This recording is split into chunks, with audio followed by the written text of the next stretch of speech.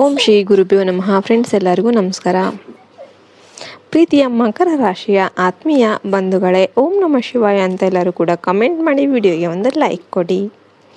ಮಕರ ರಾಶಿ ಅಂದರೆ ಅದು ಕೇವಲ ಒಂದು ರಾಶಿಯಲ್ಲ, ಅದು ಶ್ರಮ, ತಾಳ್ಮೆ ಮತ್ತು ಶಿಸ್ತಿನ ಸಂಕೇತ. ನೀವು ಹುಟ್ಟಿನಿಂದಲೇ ಸಂಘರ್ಷದ ಹಾದಿಯಲ್ಲಿ ನಡೆದು ಬಂದವರು. ಸುಲಭವಾಗಿ ಯಾವುದೂ ನಿಮಗೆ ದಕ್ಕಿಲ್ಲ. ಪ್ರತಿಯೊಂದು ಸಣ್ಣ ಯಶಸ್ಸಿನ ಹಿಂದೆ ನಿಮ್ಮ ರಕ್ತ ಮತ್ತು ಬೆವರಿನ ಹಾನಿಗಳಿವೆ. ಆದರೆ ಮಿತ್ರರೇ, ಕಳೆದ ಕೆಲವು ಸಮಯದಿಂದ ನೀವು ಅನುಭವಿಸುತ್ತಿರುವ ನೋವು ಸಾಕಪ್ಪ ಸಾಕು ಎಂಬ ಹಂತಕ್ಕೆ ನಿಮ್ಮನ್ನು ತಂದಿರಬಹುದು. ನಾನು ಯಾರಿಗಾಗಿ ದುಡಿತಾ ಇದ್ದೇನೆ, ನನ್ನವರು ಅಂತ ನಂಬಿದವರು ನನ್ನ ಬೆನ್ನಿಗೆ ಚೂರಿ ಹಾಕ್ತಾ ಇದ್ದಾರಲ್ಲ ಎಂಬ ಪ್ರಶ್ನೆ ನಿಮ್ಮನ್ನು ಕಾಡ್ತಾ ಇರಬಹುದು. ಆದರೆ ನಂಬಿದವರು ಇವತ್ತು ಈ ಎಲ್ಲ ಪ್ರಶ್ನೆಗಳಿಗೆ ಉತ್ತರ ಅನ್ನೋದು ಸಿಗುತ್ತೆ.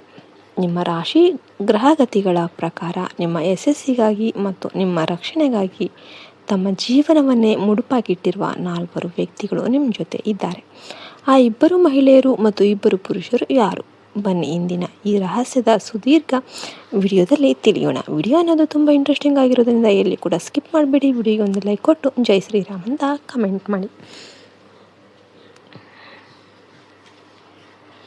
ಮಕರ ರಾಶಿಯವರೇ, ನಿಮ್ಮ ಅಧಿಪತಿ ಕರ್ಮ ಫಲದಾತನಾದ ಶನಿದೇವ. ನೀವು ಸದಾ ಕೆಲಸದಲ್ಲಿ ಮಗ್ನರಾಗಿರುವವರು, ಸಮಯದ ಬೆಲೆ ಅರಿತವರು. ಆದರೆ ಇತ್ತೀಚಿನ ದಿನಗಳಲ್ಲಿ ನಿಮ್ಮ ಶ್ರಮಕ್ಕೆ ತಕ್ಕ ಪ್ರತಿಫಲ ಸಿಗ್ತಾ ಇಲ್ಲ. ನೀವು 10 ಮೆಟ್ಟಿಲು ಹತ್ತಿದ್ರೆ ಯಾರೋ ಒಬ್ಬರು ನಿಮ್ಮನ್ನು 100 ಮೆಟ್ಟಿಲು ಕೆಳಕ್ಕೆ ತಳ್ತಾ ಇದ್ದಾರೆ. ಆರ್ಥಿಕವಾಗಿ ನೀವು ಎಷ್ಟೇ ಜಾಗರೂಕರಾಗಿದ್ದರೂ ಕೂಡ ಅನಿರೀಕ್ಷಿತ ಖರ್ಚುಗಳು ನಿಮ್ಮನ್ನು ಹೈರಾಣಾಗಿಸಿವೆ. ಮಾನಸಿಕವಾಗಿ ನೀವು ಬಹಳ ಒತ್ತಡದಲ್ಲಿ ಇದ್ದೀರಿ. ಎಲ್ಲವೂ ಮುಗಿದು ಹೋಯಿತು ಅಂತ ನೀವು ಭಾವಿಸಿರ್ಬೋದು. ಆದರೆ ನೆನಪಿಡಿ, ಮಕರ ರಾಶಿಯವರಾದ ನೀವು ಎಂದಿಗೂ ಸೋಲುವವರಲ್ಲ. ನೀವು ಕಲ್ಲಿನಿಂದ ಕೆತ್ತಿದ ಮೂರ್ತಿ ಇದ್ದಂತೆ. ಸಂಘರ್ಷದ ಏಟುಗಳು ಬಿದ್ದಷ್ಟು ನೀವು ಸುಂದರ ಆಗ್ತೀರಾ. ಈಗ ನಿಮ್ಮ ಜೀವನದಲ್ಲಿ ಆ 4 ರಕ್ಷಾ ಕವಚಗಳು ಜಾಗೃತಗೊಳ್ಳುತ್ತವೆ. ನಿಮಗಾಗಿ ಪ್ರಾಣ ನೀಡಲು ಸಿದ್ಧರಿರುವ ಆ ವ್ಯಕ್ತಿಗಳು ಯಾರು? ಮಕರ ರಾಶಿಯವರೇ, ಈ 4 ವ್ಯಕ್ತಿಗಳು ನಿಮ್ಮ ಜೀವನದ ಅದೃಶ್ಯ ಆಧಾರ ಸ್ತಂಭಗಳು. ಇವರು ನಿಮ್ಮ ಕಷ್ಟದ ಸಮಯದಲ್ಲಿ ಛಲ ಬಿಡದೆ ನಿಮ್ಮ ಜೊತೆ ನಿಲ್ತಾರೆ. ಮೊದಲ ಮಹಿಳೆ ನಿಮ್ಮ ಮನೆಯ ಧೈರ್ಯಲಕ್ಷ್ಮಿ. ನಿಮ್ಮ ಜೀವನದಲ್ಲಿರುವ ಮೊದಲ ಮಹಿಳೆ ಸಾಕ್ಷಾತ್ ಭೂದೇವಿಯ ರೂಪ. ಇವರು ನಿಮ್ಮ ತಾಯಿ ಅಥವಾ ನಿಮ್ಮನ್ನು ತಾಯಿಯಂತೆ ಸಲಹುವ ಒಬ್ಬ ವ್ಯಕ್ತಿ. ಇವರು ಬಹಳ ಮೌನವಾಗಿ ನಿಮ್ಮ ಎಲ್ಲ ನೋವುಗಳನ್ನು ಗಮನಿಸ್ತಾ ಇರೋರು. ಇವರ ಹೆಸರಿನ ಮೊದಲ ಅಕ್ಷರ ಎಸ್, ಕೆ ಅಥವಾ ಪಿ ನಿಂದ ಪ್ರಾರಂಭವಾಗುವ ಸಾಧ್ಯತೆ ಇರುತ್ತೆ. ಇವರು ನಿಮಗಾಗಿ ಹಾಕುವ ಒಂದು ಹನಿ ಕಣ್ಣೀರು ಕೂಡ ನಿಮ್ಮ ಮೇಲೆ ಬರುವ ಗಂಡಾಂತರಗಳನ್ನು ತಡೆಯುವ ಶಕ್ತಿ ಹೊಂದಿದೆ. ಇವರ ಆಶೀರ್ವಾದ ನಿಮ್ಮ ಮೇಲಿನವರಿಗೆ ನಿಮಗೆ ಯಾವುದೇ ಶನಿದೋಷ ಅಥವಾ ರಾಹುಕೇತುಗಳ ಬಾಧೆ ತಟ್ಟೋದಿಲ್ಲ. ಈ ಮಹಿಳೆಯನ್ನು ಗೌರವದಿಂದ ನಡೆಸಿಕೊಳ್ಳಿ, ನಿಮ್ಮ ಮನೆಯಲ್ಲಿ ಐಶ್ವರ್ಯ ತುಂಬುತ್ತೆ. 2ನೇ ಮಹಿಳೆ ನಿಮ್ಮ ಯಶಸ್ಸಿನ ಗುಪ್ತ ಪ್ರೇರಣೆ. ಇನ್ನು 2ನೇ ಮಹಿಳೆ ನಿಮ್ಮ ಜೀವನದ ಸಂಗಾತಿ ಅಥವಾ ನಿಮ್ಮ ಸೋದರಿಯ ಸಮಾನವಾದ ಆಪ್ತ ವ್ಯಕ್ತಿ. ಇವರು ನಿಮ್ಮ ಎಷ್ಟೇ ಕಷ್ಟ ಒಂದು ಕಠಿಣವಾಗಿ ನಿಮ್ಮ ಜೊತೆ ವರ್ತನೆ ಮಾಡಿದರೂ ಕೂಡ ನಿಮ್ಮ ಮನಸ್ಸಿನ ಒಳಗಿರುವ ಮಗುವನ್ನು ಅರ್ಥ ಮಾಡಿಕೊಂಡೇ ಇರುವವರು ಇವರು. ನೀವು ಸೋತಾಗ ಇವರು ನೀಡುವ ಧೈರ್ಯದ ಮಾತುಗಳೇ ನಿಮ್ಮನ್ನು ಮತ್ತೆ ಎದ್ದು ನಿಲ್ಲುವಂತೆ ಮಾಡ್ತಾ ಇವೆ. ಇವರ ಮೊದಲ ಅಕ್ಷರ ಎಂ, ಎನ್ ಅಥವಾ ಆರಿಂದ ಆರಂಭ ಆಗಬಹುದು.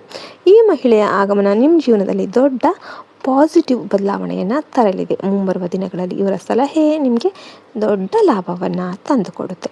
2 ಪುರುಷ ಶಕ್ತಿಗಳು ನಿಮ್ಮ ದಾರಿ ತೋರಿಸುವ ಮಾರ್ಗದರ್ಶಕರು ಇವರಾಗಿರ್ತಾರೆ. ಮಕರ ರಾಶಿಯವರೇ, ನಿಮ್ಮನ್ನು ರಕ್ಷಣೆ ಮಾಡೋದಕ್ಕೆ ನಿಂತಿರುವ ಆ 2 ಪುರುಷರಲ್ಲಿ ಒಬ್ಬರು ನಿಮ್ಮ ತಂದೆ ಅಥವಾ ತಂದೆಯ ಸಮಾನವಾದ ಹಿರಿಯ ವ್ಯಕ್ತಿಯಾಗಿದ್ದು ಸಮಾಜದಲ್ಲಿ ನಿಮಗೆ ಗೌರವ ತಂದುಕೊಡ್ತಾರೆ. ಇನ್ನೊಬ್ಬರು ನಿಮ್ಮ ಜೀವನದ ಅತಿ ಆಪ್ತ ಮಿತ್ರ.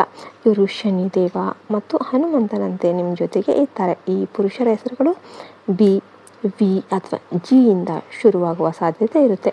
ಇವರು ನಿಮ್ಮ ಶತ್ರುಗಳ ಸಂಚನ್ನು ಪುಡಿ ಪುಡಿ ಮಾಡುವ ಶಕ್ತಿ ಹೊಂದಿದ್ದಾರೆ. ನೀವು ಸಂಕಷ್ಟಕ್ಕೆ ಸಿಲುಕಿದಾಗ ಇವರು ತಮ್ಮ ಸರ್ವಸ್ವವನ್ನು ತ್ಯಾಗ ಮಾಡಿ ನಿಮ್ಮನ್ನು ಪಾರು ಮಾಡ್ತಾರೆ. ಇನ್ನು ಶತ್ರುಗಳ ಸಂಚು ಮತ್ತು ನಕಾರಾತ್ಮಕ ದೃಷ್ಟಿ. ಮಕರ ರಾಶಿಯವರೇ, ನೀವು ಮೇಲೆ ಹೇಳಿದಂತೆ ಬಹಳ ಶ್ರಮಜೀವಿಗಳು. ನಿಮ್ಮ ಈ ಯಶಸ್ಸನ್ನು ನೋಡಿ ನಿಮ್ಮ ಹತ್ತಿರದವರೇ ನಿಮ್ಮ ಮೇಲೆ ಕೆಟ್ಟ ಕಣ್ಣು ಬೀರ್ತಾ ಇದ್ದಾರೆ. ನಿಮ್ಮ ಪ್ರಗತಿಯನ್ನು ಸಹಿಸದ ಶತ್ರುಗಳು ನಿಮ್ಮ ಹೆಸರನ್ನು ಹಾಳು ಮಾಡೋದಕ್ಕೆ ಮತ್ತು ನಿಮ್ಮನ್ನು ಆರ್ಥಿಕವಾಗಿ ಕುಗ್ಗಿಸೋದಕ್ಕೆ ಸಂಚು ರೂಪಿಸ್ತಾ ಇದ್ದಾರೆ. ಇದರಿಂದಾಗಿ ನಿಮಗೆ ಪದೇ ಪದೇ ಆಲಸ್ಯ, ಕೈಕಾಲು ನೋವು ಅಥವಾ ಮನೆಯಲ್ಲಿ ಸದಾ ಜಗಳದ ವಾತಾವರಣ ಅನ್ನೋದು ಉಂಟಾಗ್ತಾ ಇದೆ. ಮಾಟ ಮಂತ್ರದಂತಹ ಕೆಟ್ಟ ಶಕ್ತಿಗಳ ಭಯ ಕೂಡ ನಿಮ್ಮನ್ನು ಕಾಡ್ತಾ ಇರ್ಬೋದು. ಆದರೆ ಭಯ ಪಡಬೇಡಿ. ನಿಮ್ಮ ಅಧಿಪತಿ ಶನಿದೇವನು, ನ್ಯಾಯದೇವತೆ ಮೇಲೆ ಹೇಳಿದ ಆ 4 ವ್ಯಕ್ತಿಗಳ ಪ್ರಾರ್ಥನೆ